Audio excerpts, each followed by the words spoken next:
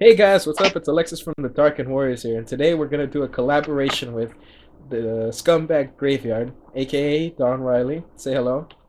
Hello. So, this might look a little bit different to you guys. This isn't the average Minecraft map because it's not. This is gonna be a small Let's Build. I'm gonna be building small sets, and hopefully you guys enjoy. We're gonna be talking about random crap here.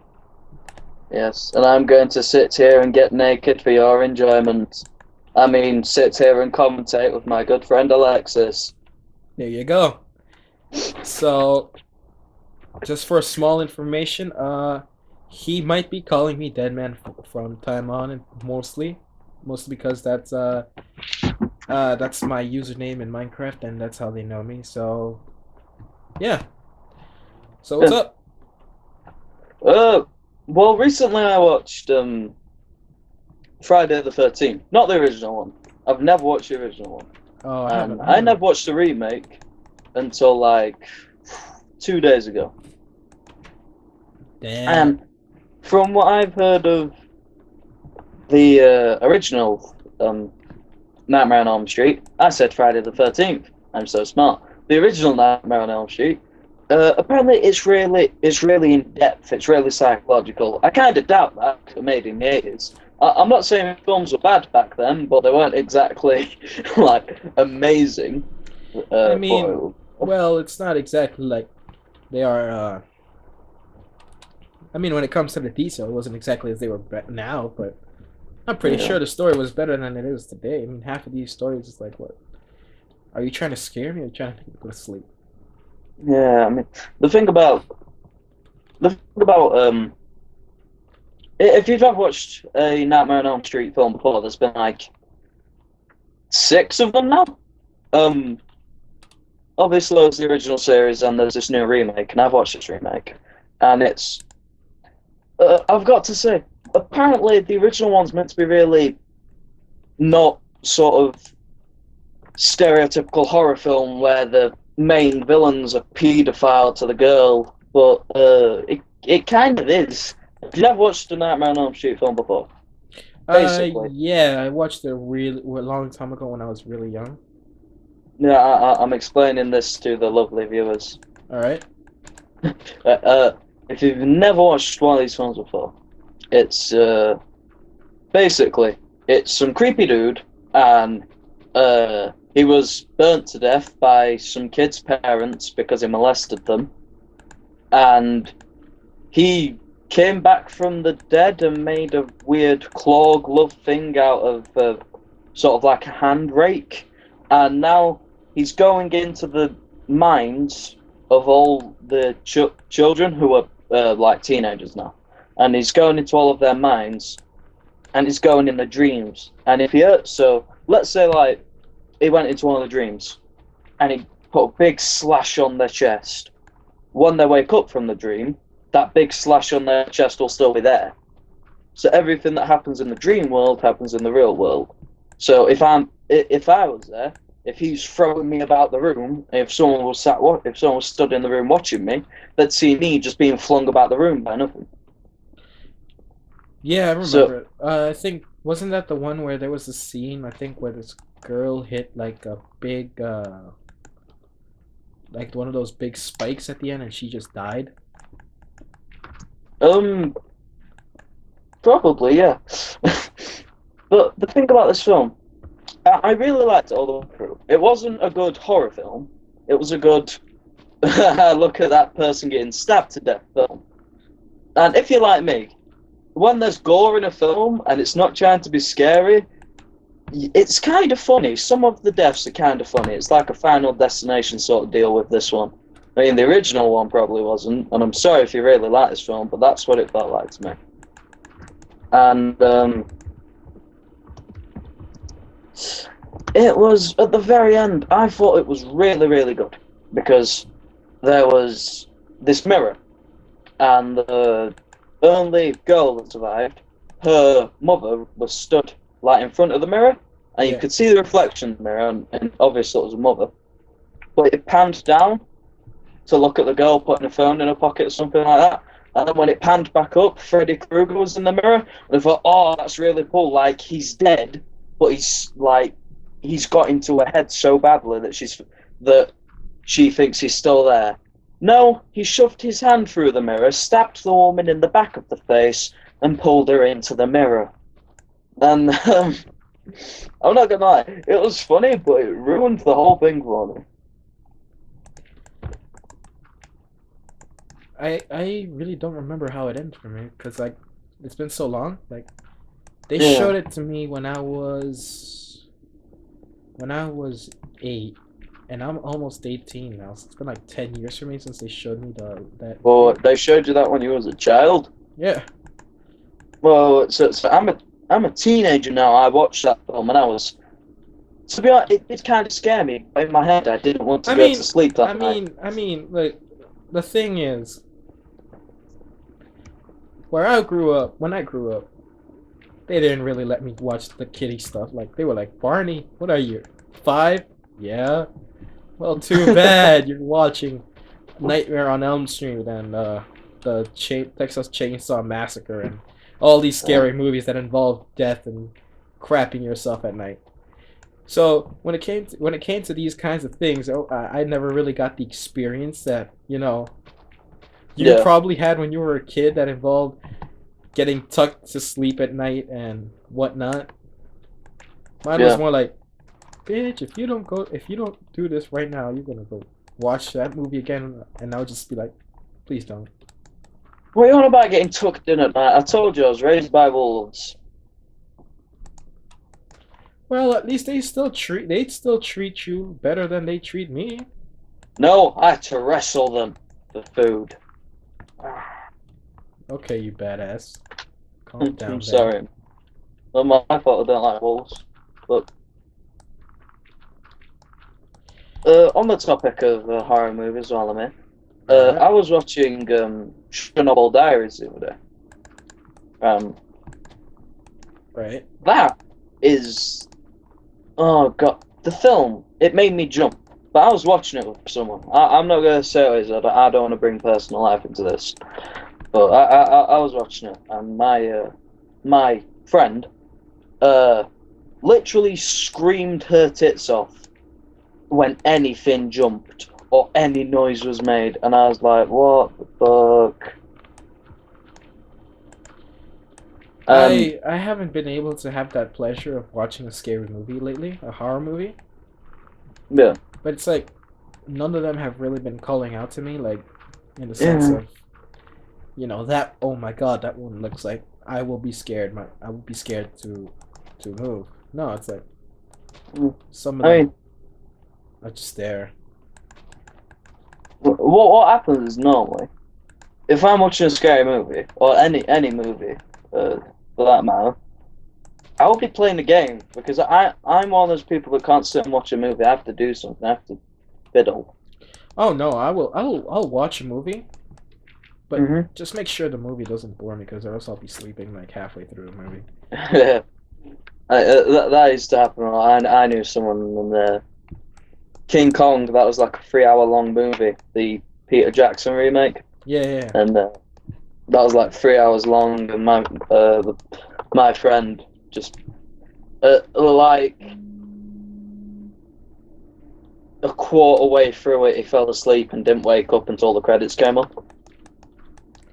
I mean, I would be like that. That's like movies like that long, unless you're filled with action. Yeah. I cannot watch you. I mean, like I don't know. I feel like movies have. I'm sorry, I'm interrupting, but it's like I feel like no, it's okay. I feel like movies should have like that feeling of action and any other emotion, not just one thing. Yeah.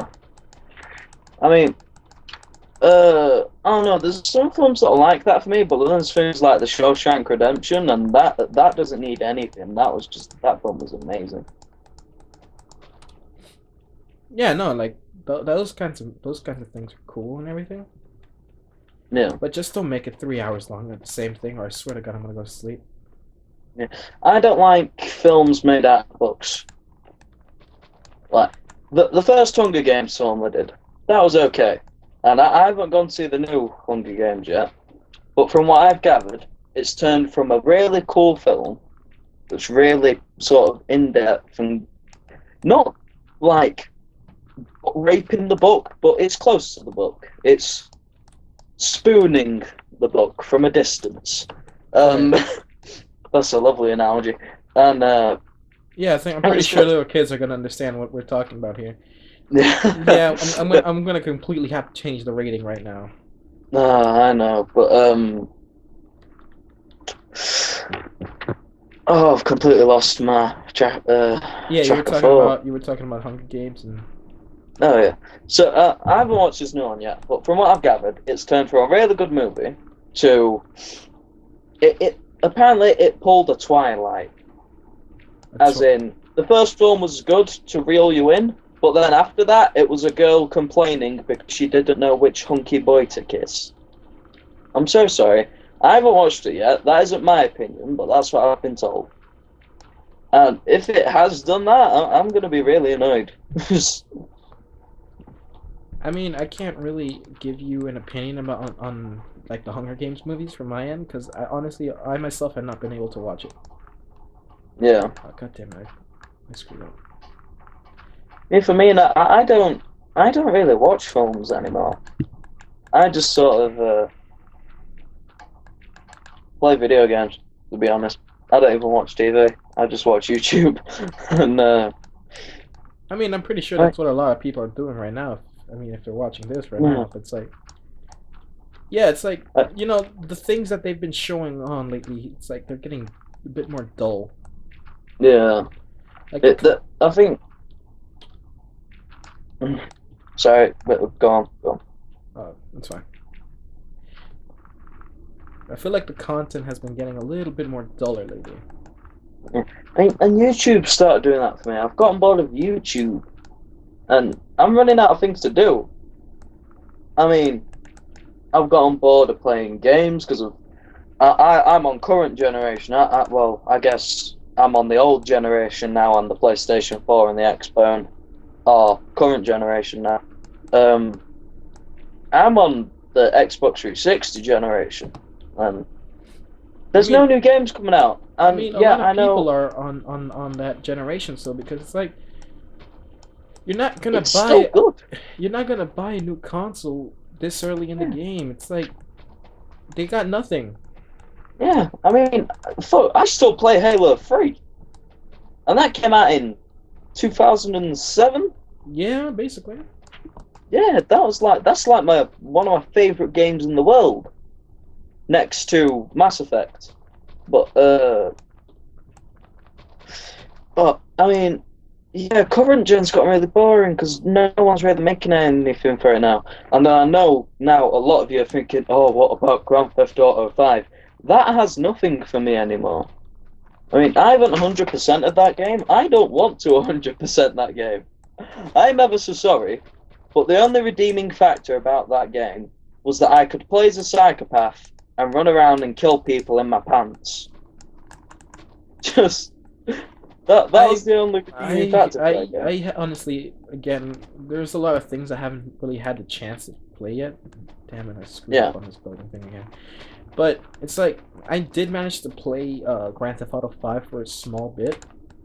Yeah. But it's like I can't really give you an opinion on it. Honestly, to me, I feel like Grand Theft Auto 5 it's good. It's good for me because it's like their story is great. The way they made that, like the whole Michael Trevor thing, and like when I saw that Brad was when I realized that Brad was the one that was in the grave instead of the real Michael Townley, was like that was just mine. But it was like they kind of told you it in the beginning, and by the time you got to that thing, you kind of forgot. So you can only get mad at Michael again. Yeah, I mean, I didn't in Grand Theft Auto 4. I felt for Nico when every time, like when I'm sorry for spoiling this for any of you, but I'm guessing most of you have played Grand Theft Auto 4 by now. in my opinion, it's the best Grand Theft Auto game. Like, it's better for story. It's the best Grand Theft Auto game. Because I felt for Nico every time Roman got kidnapped. And I know you're thinking, oh, but he wanted to take you bowling all the time. I'm sorry, just turn off your phone. Or put the phone on vibrate, because you can do that. For me, it was like, I really didn't mind the fact that Nico wanted to go bowling, and damn it, I was supposed to make this flatter. Anyway, Yeah.